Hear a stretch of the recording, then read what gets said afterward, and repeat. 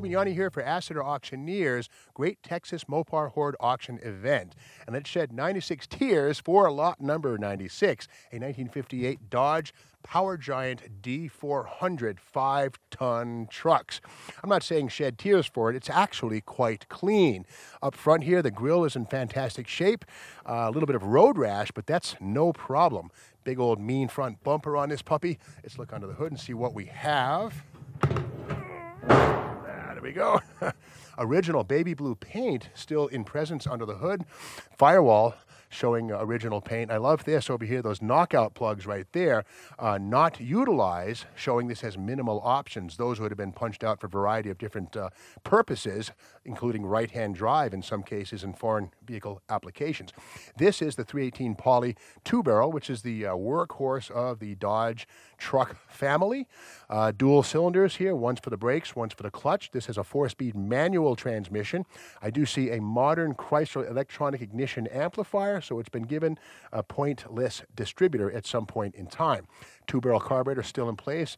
Big old radiator, looking good. Let's go to the driver's side and take a peek inside. And again, this is part of the Power Giant family, I believe 1958 through 60. These things were built with this sort of cutout grille. That's the way they are. The fender looks to be very, very solid. I don't see any signs of filler, rust, dents, nothing. And through here, these things are typically rotten, but not here. Okay, the door is looking good. I don't see any perforations. The magnet's sticking like crazy. That is great. Nice. Let's look inside the cab. And yeah, there it is. The 4-speed manual transmission with undoubtedly a granny gear first. The blue paint inside throughout is very typical of the utilitarian truck paint scheme.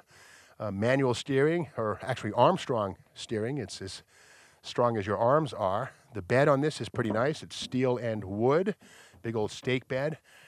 Full framed vehicle, of course. Long wheelbase on this one. Dual wheels in the back. Helper springs. The frame looks very solid. I don't see any signs of damage or rust, of course. Very heavy gauge stuff. The plate reads Utah, 1973. Apparently that was original to this truck. Pintle style hook on the back. Continue our way around. It looks like brand new tires on this thing. Look at that. The rubber teats are still there. So brand new rubber. That's a great thing. This stuff is not cheap. Probably a 2-speed rear axle. No, single-speed axle under the back. Okay, that's fine. Spare tire sitting right here. Again, brand new rubber on this. There's the mold lines. Nice bed. Cab on this side.